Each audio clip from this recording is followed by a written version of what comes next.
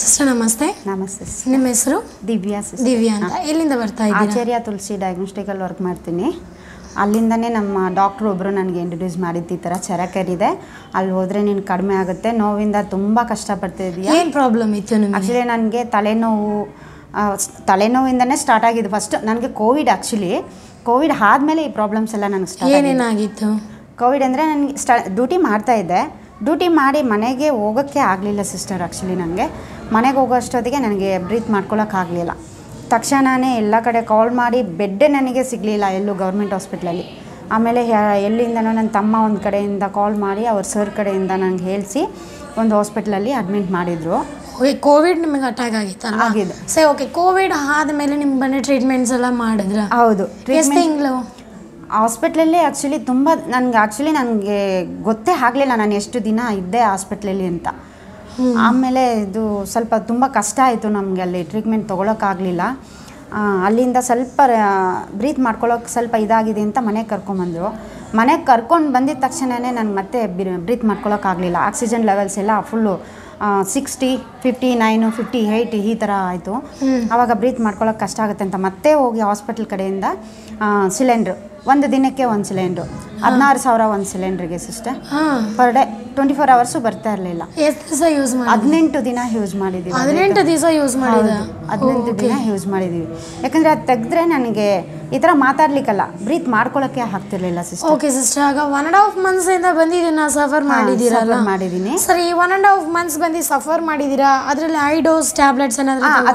ಅದು ಮನೆಗೆ ಬಂದಮೇಲೆ, ಮನೆಗೆ ಬರೋಕ್ಕೆ ಮೊದಲೇ ನನಗೆ ಐ ಡೋಸು ಟ್ರೀಟ್ಮೆಂಟ್ ಎಲ್ಲ ತುಂಬ ಎಲ್ಲ ಕೊಟ್ಟಿದ್ದಾರೆ. ಅದು ನನಗೆ ಸರಿಯಾಗಿ ಇದಾಗಲಿಲ್ಲ. ನಿಮ್ಮ ಬಾಡಿಗೆ ಸಪೋರ್ಟ್ ಆಗಿಲ್ಲ, ಜಾಸ್ತಿ ಸ್ಟೆರಾಯ್ಡ್ ಆಗಿದೆ, ಬಟ್ ನನಗೆ ನೆನಪಿಲ್ಲ ಸರಿಯಾಗಿ.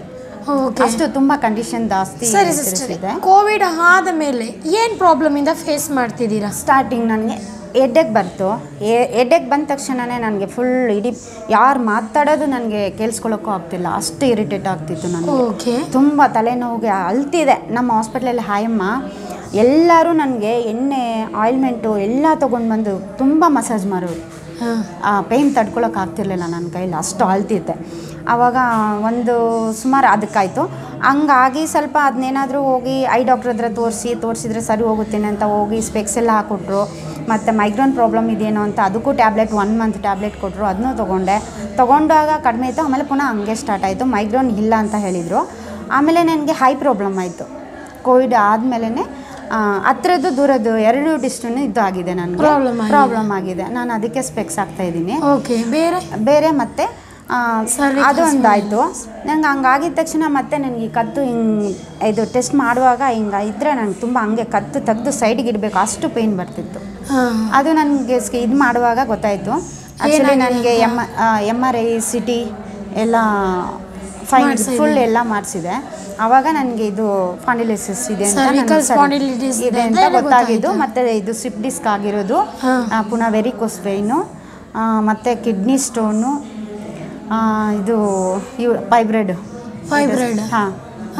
ಪಾಲಿಕಲ್ ಸಿಸ್ಟ್, ಪಾಲಿಕಲ್ ಸಿಸ್ಟ್ ಅಂತ ಇದು ಮಾಡಿ ಒಂದು 4-5 ಇದೆ ಅಂತ ಹೇಳಿದರು. ಓಕೆ, ಇಷ್ಟೆಲ್ಲ ಪ್ರಾಬ್ಲಮ್ಸ್ ಇಂದ ಅದು ಕೋವಿಡ್ ಹಾಗೆ ಸ್ಟೆರಾಯ್ಡ್ಸ್ ಎಲ್ಲ ತಗೊಂಡ್ಮೇಲೆ ಈ ಥರ ಎಫೆಕ್ಟ್ ಬಂದು ನಿಮ್ಗೆ ಆಗಿದೆ. ಸರಿ ಸಿಸ್ಟರ್, ಈ ಪ್ರಾಬ್ಲಮ್ ಎಲ್ಲ ಆಯ್ತಲ್ಲ, ಇದರಿಂದ ಏನೆಲ್ಲ ಕಷ್ಟಪಟ್ಟಿದ್ದೀರಾ? ನಾನು ಇದರಿಂದ ಕಷ್ಟಪಟ್ಟಿದ್ದೀನಿ ಅಂದರೆ ಸಿಸ್ಟರ್, ಟ್ರೀಟ್ಮೆಂಟ್ ಆದಮೇಲೆ ನಾನು ಇಷ್ಟು ಊಟ ಮಾಡೋಕ್ಕಾಗ್ತಿರಲಿಲ್ಲ, ವಾಮಿಟಿಂಗ್ ಜಾಸ್ತಿ ಆಗ್ತಿತ್ತು. ನನಗೆ ತಲೆನೋವು ಬಂದರೆ ವಾಮಿಟಿಂಗ್ ಮಾಡೋವರೆಗೂ ಸಮಾಧಾನ ಇಲ್ಲ. ಪುನಃ ತಲೆನೋವು ಕಡಿಮೆ ಆಗಬೇಕು ಅಂದರೆ ನೈಟ್ 1 o'clock ಆಗಬೇಕು, ಇಲ್ಲ 2 ಆಗಬೇಕು, ಅಷ್ಟು ರಿಲೀಫ್ ಮಾಡ್ಕೊಳ್ಳೋಕ್ಕೆ ನನಗೆ ಟ್ಯಾಬ್ಲೆಟ್ ತೊಗೊಂಡು ಇಂಜೆಕ್ಷನ್ಸು ಎಷ್ಟು ಟ್ಯಾಬ್ಲೆಟ್ ತೊಗೊಳ್ತಿದ್ದೆ ಅಂದರೆ ಅಷ್ಟು ಟ್ಯಾಬ್ಲೆಟ್. ಪೇಯ್ನಿಗೆ ಟ್ಯಾಬ್ಲೆಟ್ ತೊಗೊಂಡ್ರೆ ಗ್ಯಾಸ್ಟ್ರಿಕ್ ಜಾಸ್ತಿ ಆಗುತ್ತೆ. ಗ್ಯಾಸ್ಟ್ರಿಕ್ ಟ್ಯಾಬ್ಲೆಟ್ ತೊಗೊಂಡ್ರೆ ಅದು ಟ್ಯಾಬ್ಲೆಟ್ ತೊಗೊಂಡು ನನಗೇನಾಗ್ತಿತ್ತು, ಫುಲ್ಲು ಜಾಸ್ತಿ ಹೆವಿ ಡೋಸ್ ಥರ ಆಗಿ ನನಗೆ ಈ ಪೇಯ್ನಿಗೆ ತೊಗೊಳ್ಳೋದಾ ಅಥವಾ ಗ್ಯಾಸ್ಟ್ರಿಕ್ ತೊಗೊಳ್ಳಬೇಕಾ ನನಗೇನೂ ಗೊತ್ತಾಗಲಿಲ್ಲ, ಅಷ್ಟು ಒದ್ದಾಡ್ತಿದ್ದೆ. ಆವಾಗ ಮತ್ತೆ ನನಗೆ ಈ ಪೇಯ್ನ್ ಇದೆಯಲ್ಲ, ವೆರಿಕೋಸ್ ವೈನು, ಅದು ನಿಂತು ನನಗೆ ಈ ಕಾಲು ಫುಲ್ಲು ನನಗೆ ಅಲ್ಲಿ ನಿಲ್ತಾನೆ ಇರಲಿಲ್ಲ. ಯಾವಾಗೂ ಹೋಗಿ ಡಾಕ್ಟ್ರ್ ಹತ್ರ ಅಳ್ತಿದ್ದೆ, ನನಗೆ ಈ ಥರ ಪೇಯ್ನ್ ಆಗ್ತಿದೆ ಮೇಡಮ್, ನನಗೆ ಆಗ್ತಾನೇ ಇಲ್ಲ ಅಂತ. ಆವಾಗ ಅವರು ಇಂಜೆಕ್ಷನ್ ಹಾಕ್ಕೊಡ್ತಿದ್ರು ನಮಗೆ, ಆ ಪೇಯ್ನ್ ತಡ್ಕೊಳಕ್ಕಾಗ್ದೇನೆ. ಅಷ್ಟು ನಾನು ಸಫರ್ಪಟ್ಟೆ. ಪುನಃ ನಾನು ಇನ್ನೂ ಬೇರೆ ಕಡೆ ಎಲ್ಲನೂ ತೋರಿಸಿದ್ದೀನಿ. ಟೋಟಲ್ ಆಗಿ ಎಷ್ಟು ಖರ್ಚು ಮಾಡಿರ್ಬೋದು ನೀವು?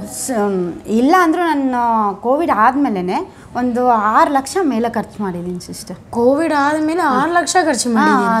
6 ಲಕ್ಷ ಕೋವಿಡಿಂದ ನಾನು ಖರ್ಚು ಮಾಡಿರೋದು 6 ಲಕ್ಷ ಮೇಲೆ ಖರ್ಚು ಮಾಡಿರ್ತೀನಿ. ಸರಿ, ಈಗ 6 ಲಕ್ಷ ಖರ್ಚು ಮಾಡಿ ಏನು ಯೂಸ್ ಆಯಿತು ನಿಮಗೆ? ನನಗೇನೂ ಯೂಸ್ ಆಗಿಲ್ಲ ಸಿಸ್ಟರ್. ನನಗೆ ತುಂಬ ಸ್ಟಿರಾಯ್ಡ್ಸ್ ಎಲ್ಲ ಹಾಕಿ ನನ್ನ ಬಾಡಿಗೆ ತುಂಬ ಎಫೆಕ್ಟ್ ಆಯಿತು. ಆ್ಯಕ್ಚುಲಿ ಮೆಡಿಸಿನ್ ಎಲ್ಲ ತೊಗೊಂಡು ಆದಮೇಲೆ ನನಗೆ ಸಡನ್ಲೇ ಚೆಸ್ಟ್ ಪೇಯ್ನ್ ಬರೋದು. ಮತ್ತು ಚೆಸ್ಟ್ ಪೇಯ್ನಿಗೆ ನಾನು ಸರ್ ಹತ್ರ ಇಲ್ಲಿ ನಮ್ಮ ಡಾಕ್ಟರ್ ನಿರೂಪ್ ಅಂತ ಇದ್ದಾರೆ, ಕಾರ್ಡಿಯಾಲಜಿಸ್ಟು ವಿತ್ ಡಯಾಬಿಟಿಕ್ ಅವರು. ಸುಮಾರು ಸಲ ಅವ್ರ ಹತ್ರನೇ ಮೆಡಿಸಿನ್ ತೊಗೊಳ್ತೀನಿ, ಟ್ಯಾಬ್ಲೆಟ್ಸು, ಟೆಸ್ಟು ಎಲ್ಲನೂ ಮಾಡಿಸ್ಕೊತಾನೆ ಇರ್ತೀನಿ. ಆ್ಯಕ್ಚುಲಿ ಇದ್ದಕ್ಕಿದ್ದಂಗೆ ಸಡನ್ಲಿ ಪೇಯ್ನ್ ಬಂದರೆ ಅಷ್ಟು ಪೇಯ್ನ್ ನನಗೆ ರಿಲೀಫೇ ಆಗ್ತಾಯಿರಲಿಲ್ಲ. ಆ್ಯಕ್ಚುಲಿ ಅಷ್ಟು ಪೇಯ್ನ್ ಬರ್ತಿತ್ತು. ಸರ್ ಹತ್ರ ಹೋಗೋದು, ಟ್ಯಾಬ್ಲೆಟ್ ಬರ್ಸ್ಕೊಳ್ಳೋದು, ಮತ್ತು ECG ಮಾಡೋದು, ಸ್ಕ್ಯಾನ್ ಮಾಡ್ಕೊಳ್ಳೋದು. ಮತ್ತು ಸ್ಕ್ಯಾನ್ ಮಾಡೋಕ್ಕೆ ಹೇಳಿದ್ದಾರೆ, ಬಟ್ ಮಾಡೋಕ್ಕಾಗಲಿಲ್ಲ, ಸಿಚುವೇಶನ್ ಹಂಗಿತ್ತು. ಹಂಗಾಗಿ ನನಗೆ ವೆಯ್ಟ್ ಮಾಡ್ತಾಯಿದ್ದೀನಿ. ಬಟ್ ಅಲ್ಲಿಂದ ಅವ್ರು ಹೇಳಿದ ಮೇಲೆ ನಾನು ಇಲ್ಲಿ ಸರಾಕೆರೆಗೆ ಬಂದಿದ್ದೆ. ಸರಿ ಸಿಸ್ಟರ್, ಇಷ್ಟೆಲ್ಲ ಫೇಸ್ ಮಾಡಿದ್ದಾರೆ. ಸರಾಕೆರೆಗೆ ಬಂದು ಎಷ್ಟು ದಿವಸ ಆಯಿತು ನೀವು? ನಾನು ಸರಾಕೆರೆಗೆ ಬಂದು 2 ಮಂತ್ಸ್ ಮೇಲೆ ಆಯಿತು. 2 ಮಂತ್ಸ್ ಮೇಲೆ ಆಯ್ತಲ್ಲ. ಸರಿ, ಈ 2 ಮಂತ್ಸಲ್ಲಿ ನಿಮಗೆ ಎಷ್ಟು ಮಟ್ಟಿಗೆ ಇಲ್ಲಿ ಪರವಾಗಿಲ್ಲ, ಏನು ಚೇಂಜಸ್ ಆಗಿದೆ ನಿಮಗೆ? ನಿಜ ಹೇಳ್ಬೇಕಂದ್ರೆ ನನಗೆ ತುಂಬ ಇಲ್ಲಿ ಬಂದ ಮೇಲೆ ಸಿಸ್ಟರ್ 40%ಗಿಂತೂ ಸ್ವಲ್ಪ ಜಾಸ್ತಿನೇ ನನಗೆ ಗುಣ ಆಗಿದೆ. ನನಗೆ ಕಾಲು ಪೇಯ್ನ್ ಒಂದು ಜಾಸ್ತಿ ಇದೆ ಇನ್ನೂ, ಬಟ್ ಆದರೆ ಹೆಡ್ಡೇಕ್ ಪೇಯ್ನು ಕಡಿಮೆ ಆಗಿದೆ. ಮತ್ತು ಇದು ನಾನು ಟ್ರೀಟ್ಮೆಂಟ್ ತೊಗೊಳ್ಳಿಲ್ಲ ಅಂದರೆ ಸ್ವಲ್ಪ ಪೇಯ್ನ್ ಬರುತ್ತೆ, ಬಟ್ ಮೊದಲಷ್ಟಿಲ್ಲ. ನಾನು ಮೊದಲು ಇಲ್ಲಿ ಬರುವಾಗ ಯಾವಾಗೂ ಅಳ್ತಾ ಬರ್ತಿದ್ದೆ, ಬಟ್ ಇಲ್ಲೇ ಬಂದು ಒಂದು 3 ಸಲ ನಾನು ವಾಮಿಟಿಂಗ್ ಮಾಡಿಕೊಂಡು, ಇಲ್ಲಿಂದನೇ ಪುಷ್ಪ ಸಿಸ್ಟರ್ ಅಂತಿದ್ದಾರಲ್ಲ ಅವರು ನೋಡಿದ್ದಾರೆ, ಒಂದು ತುಂಬ ವಾಮಿಟಿಂಗ್ ಮಾಡಿಕೊಂಡೇ ಹೋಗಿದ್ದೀನಿ. ಆಮೇಲೆ ಇಲ್ಲಿಂದ ನನಗೆ ವಾಟರ್ ಕೊಟ್ಟಿದ್ದಾರೆ. ಆ ವಾಟ್ರ್ ಕುಡ್ದಾದ್ಮೇಲೆ ನನಗೆ ಆ್ಯಕ್ಚುಲಿ ಹೆವಿ ಗ್ಯಾಸ್ಟ್ರಿಕ್ ಇತ್ತು, ಬಟ್ ನನಗೆ ಇಲ್ಲಿ ನೀರು ಕೊಡ್ತಾ ಇದ್ದಾರಲ್ಲ, ಆ 1 ಗ್ಲಾಸ್ ನೀರು ಕುಡ್ದಾದ್ಮೇಲೆ ನನಗೆ ಅನಿಸ್ತು ನನ್ನ ಗ್ಯಾಸ್ಟ್ರಿಕ್ಕು ಕಡಿಮೆ ಆಗಿದೆ ಅಂತ ನನಗೆ ಫೀಲ್ ಆಯಿತು ಸಿಸ್ಟರ್. ಓಕೆ. ಯಾವಾಗೂ ವಾಂತಿ ಮಾಡ್ಕೊತಿದ್ದೆ, ದಬ್ಬಕ್ಕೆ ಮಲಗಿದ್ರೆ ಬಾಯಿಂದ ಹಾಗೆ ಬರ್ತಿತ್ತು ನಂಗೆ ವಾಮಿಟಿಂಗು, ಡೈಜೆಷನ್ ಆಗ್ತಿರ್ಲಿಲ್ಲ. ಎವ್ರಿ ಡೇ ನಮ್ಮ ಮೇಡಮ್ ನನಗೆ ಆಗ್ತಿಲ್ಲ, ನಂಗೆ ಊಟ ಮಾಡೋಕ್ಕೆ ಆಗ್ತಿಲ್ಲ. ಒಂದು ಚಪಾತಿ ಮೇಲೆ ನಮ್ಮ ಹಾಸ್ಪಿಟ್ಲಲ್ಲಿ ಎಲ್ಲರೂ ನನಗೆ ಬೈತಾರೆ, ನೀನು 1 ಚಪಾತಿ ತಿಂತೀಯ, ಇದು ಎಷ್ಟು ನಿನ್ನ ಕೆಲಸ ಮಾಡೋಕ್ಕಾಗುತ್ತೆ, ಯಾಕೆ ಊಟ ಮಾಡಲ್ಲ ಅಂತ ಎಲ್ಲರೂ ಬೈತಾರೆ. ಯಾಕಂದರೆ ನಮ್ಮ ಸ್ಟಾಪ್ ಎಲ್ಲ ಸೇರಿ ನಾವು ಒಟ್ಟಿಗೆ ಕೂತ್ಕೊಂಡೇ ಊಟ ಮಾಡ್ತೀವಿ, ಲಂಚ್ ಬ್ರೇಕ್ ಮಾಡ್ತೀವಿ. ಆವಾಗ ನೀನು ಏನು ಊಟ ಮಾಡ್ತೀಯ ಅಂತ ಎಲ್ಲರೂ ಬೈತಾರೆ ನನಗೆ. ಆದರೆ ನನ್ನ ಕೈಲಿ ಆಗ್ತಿಲ್ಲ, ನೀನು ಹಿಂಗೆ ಮಾಡಿನೇ ತುಂಬ ಆಗುತ್ತೆ, ಮಾಡು ಅಂತ ನನಗೆಲ್ಲ ಬೈತಾರೆ, ಬಟ್ ನನಗೆ ಆಗ್ತಿಲ್ಲ. ಬಟ್ ಇವಾಗ ನಾನು ಇಲ್ಲಿ ಸರಾಕೆರೆಗೆ ಬಂದಮೇಲೆ ಊಟ ಮಾಡ್ತಾಯಿದ್ದೀನಿ ಸಿಸ್ಟರ್. ಚೆನ್ನಾಗಿ ಊಟ ಮಾಡ್ತಾಯಿದ್ದೀನಿ.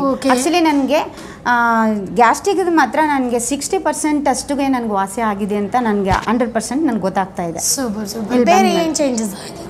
ಬೇರೆ ನನ್ನ ಚೇಂಜಸ್ ಏನಂದರೆ ಸಿಸ್ಟರ್, ಮೊದಲು ಅಲ್ಲಿ ಹಾಸ್ಪಿಟಲಲ್ಲಿ ವರ್ಕ್ ಮಾಡೋದು ಏನೋ ಆ ಪೇಷಂಟ್ ಎಲ್ಲ ಮುಟ್ತೀವಿ, ಇದು ಮಾಡ್ತೀವಿ, ಅಲರ್ಜಿ ಥರ ಇತ್ತು ನನಗೆ. ಸ್ವಲ್ಪ ಏನು ಮುಟ್ಕೊಂಡ್ರು ಇಚ್ಚಿಂಗ್ ಆಗ್ತಿತ್ತು, ಬಟ್ ನನಗೆ ಇಚ್ಚಿಂಗ್ ಪ್ರಾಬ್ಲಮ್ ಗೊತ್ತಾಗ್ತಾ ಇಲ್ಲ ಈಗ. ಆಮೇಲೆ ಟ್ಯಾಬ್ಲೆಟು ನಾನು ಆ್ಯಕ್ಚುಲಿ ಪೇಯ್ನಿಗೆ ಜಾಸ್ತಿ ಟ್ಯಾಬ್ಲೆಟ್ ತೊಗೊಳ್ತಿದ್ದೆ. ಇವಾಗ ವೀಕ್ಲಿ ಒನ್ಸು ತೊಗೊಳ್ಳಲ್ಲ, ಒಂದು ಜಾಸ್ತಿ ಹೆಡ್ಡೇಕ್ ಬಂದಾಗ ತೊಗೊಳ್ತೀನಿ, ಇಲ್ಲಾಂದರೆ ತೊಗೊಳ್ಳೋದಿಲ್ಲ. ಗ್ಯಾಸ್ಟ್ರಿಕ್ ಟ್ಯಾಬ್ಲೆಟ್ ಆ್ಯಕ್ಚುಲಿ ತೊಗೊಳ್ಳೋದೇ ಬಿಟ್ಟಿದ್ದೀನಿ ಸಿಸ್ಟರ್. ಈಗ ಸೂಪರ್. 15 ಡೇಸಿಂದ ಬಿಟ್ಟಿದ್ದೀರಾ? 15 ಡೇಸಿಂದ ಈ ಕಡೆ ನಾನು ಗ್ಯಾಸ್ಟ್ರಿಕ್ ಟ್ಯಾಬ್ಲೆಟು ಕಡಿಮೆ ಮಾಡಿದ್ದೀನಿ. ಆ್ಯಕ್ಚುಲಿ 1-2 ತೊಗೊಳ್ಳಿಲ್ಲ, ಡೈಲಿ ತೊಗೊಳ್ತಿದ್ದಳು. ಈ 15 ಡೇಸಿಂದ ಈ ಕಡೆ ನಾನು ತೊಗೊಳ್ಳಿಲ್ಲ. ಸರಿ, ಸರಾಕೆರೆಗೆ ಬಂದ ಮೇಲೆ ನಿಮಗೆ ಹೊಸ ಲೈಫ್ ಸಿಕ್ಕಿದೆಯಾ? ಖಂಡಿತ ಸಿಸ್ಟರ್, ಖಂಡಿತ. ನಾನು ಮಿಸ್ ಮಾಡ್ಕೊಂಡಿದ್ದೆ ಇಷ್ಟು ದಿನ, ನನಗೆ ಗೊತ್ತಿಲ್ಲ. ಬಟ್ ಅವರು ಮೇಡಮ್ ಒಬ್ಬರು ತಿಳಿಸ್ಕೊಟ್ರಲ್ಲ, ನನಗೆ ಅವರಿಗೆ ತುಂಬ ನಾನು ಥ್ಯಾಂಕ್ಸ್ ಹೇಳೋಕ್ಕೆ ಇಷ್ಟಪಡ್ತೀನಿ. ಬಟ್ ಅವರಿಂದನೇ ನಾನು ಇಷ್ಟು ಮಾತಾಡ್ತಾ ಇದ್ದೀನಿ, ನಾನು ಈ ಥರ ಇದೆ ಅಂತ ಹೇಳ್ಕೊಳ್ಳೋಕ್ಕೆ ನನಗೆ ಸಾಧ್ಯ ಆಯಿತು. ಸರಿ, ಸಪೋಸ್ ನಿಮಗೆ ಸರಾಕೆರೆ ಸಿಕ್ಕಿಲ್ಲ ಅಂದರೆ ನಾನು ಇನ್ನೂ ಸಫರ್ ಪಡ್ತಿದ್ದೆ ಸಿಸ್ಟರ್. ಇನ್ನೂ ಕಷ್ಟಪಡ್ತಿದ್ದೆ. ಯಾಕಂದರೆ ನನಗೆ ಹಂಗೂ ತುಂಬ ಜನ ಹೇಳಿದ್ದಾರೆ. ಏನಂತ ಹೇಳಿದ್ದಾರೆ ಅಂದರೆ, ಇಲ್ಲಿ ಹೋದರೆ ಮಲಗಿದ್ರೆ ಈ ಥರ ಬ್ಲಡ್ ಎಲ್ಲ ಹೀರ್ಕೊಳ್ಳುತ್ತೆ, ಆಮೇಲೆ ಜಾಸ್ತಿ ತೊಗೋಬಾರ್ದು ಹಂಗಂತ ಹೇಳಿದ್ದಾರೆ. ನನ್ನ ಮಟ್ಟಿಗೆ ಆ ಥರ ಬ್ಲಡ್ ಏನು ಹೀರ್ಕೊಳ್ಳೋದಿಲ್ಲ, ಆ ಥರ ಪ್ರಾಬ್ಲಮ್ಸ್ ಏನಿಲ್ಲ. ಬ್ಲಡ್ ಸರ್ಕ್ಯುಲೇಷನ್ ಚೆನ್ನಾಗಾಗುತ್ತೆ. ಬಟ್ ರಿಲೀಫ್ ಅನ್ಸುತ್ತೆ ನನಗೆ. ಎಷ್ಟು ಅಲ್ಲಿ ನಿಂತು ಪೇಷಂಟ್ ನೋಡಿ ಬರ್ತೀನಲ್ವ, ನಾನು ಇಲ್ಲಿ ಬಂದು ಈ ಬೆಡ್ಡಲ್ಲಿ ಥೆರಪಿ ತೊಗೊಂಡು, ಮಸಾಜ್ ಥೆರಪಿ ತೊಗೊಂಡು ಹೋದರೆ ನಾನು ಎಷ್ಟು ಇಲ್ಲಿಂದ ಓಡ್ತೀನಿ ಸಿಸ್ಟರ್. ನನಗೆ ಟೈಮ್ ಆಯ್ತಲ್ಲ ಅಂತ ಇಲ್ಲಿಂದ ಓಡ್ತೀನಿ. ಅಲ್ಲಿಂದ ಬರುವಾಗ ಕಾಲು ಹೇಳ್ಕೊಂಡು ಬರ್ತೀನಿ, ಬಟ್ ಇಲ್ಲಿಂದ ಹೋಗುವಾಗ ಖುಷಿಯಿಂದ ಓಡೋಗ್ತೀನಿ. ಅಷ್ಟು ಮಟ್ಟಿಗೆ ಬೆನಿಫಿಟ್ ಇದೆ. ಜೇಟ್ ಫೋಟಾನ್ ಥೆರಪಿ ತಗೊಳ್ಳೋದ್ರಿಂದ ಹೆಂಗಿದೆ?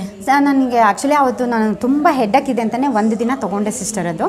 ಬಟ್ ಆ 1 ದಿನ ತೊಗೊಂಡಾಗೆ ನನಗೆ ಅನಿಸ್ತು ಅದರಲ್ಲಿ ತುಂಬ ಬೆನಿಫಿಟ್ ಇದೆ ಅಂತಲೇ ನನಗೆ ಅನಿಸ್ತು ಸಿಸ್ಟರ್. ಅದು ಇನ್ನೂ ತೊಗೊಳ್ತಾ ಇದ್ದರೆ ಫುಲ್ ನನಗೆ ವಾಸಿ ಆಗುತ್ತೆ ಅಂತ ನನಗೆ ನಂಬಿಕೆ ಇದೆ. ನನಗೆ ತುಂಬ 100% ನನಗೆ ನಂಬಿಕೆ ಇದೆ. ಇನ್ನೂ ಇರೋ ಅಪ್ಪ ಅಮ್ಮ ಅಂದರು ಎಲ್ಲರೂ ಬಂದು ತೊಗೊಂಡಷ್ಟು ಅವ್ರಿಗೆ ಬೆನಿಫಿಟ್ ಇದೆ, ಚೆನ್ನಾಗಿ ವಾಸಿ ಆಗುತ್ತೆ. ಇನ್ನೂ ನಮ್ಗೆ ಗೊತ್ತಿಲ್ಲದೆ ಇರೋರು ಎಷ್ಟೋ ಜನ ಇರ್ತಾರೆ, ಎಲ್ಲರಿಗೂ ಹೇಳಿದರೆ ಅವ್ರಿಗೂ ಒಳ್ಳೇದಾಗಲಿ ಅಂತಲೇ ನಾನು ಮಾತಾಡ್ತೀನಿ ಸಿಸ್ಟರ್. ಓಕೆ ಬಸ್, thank you so much sister.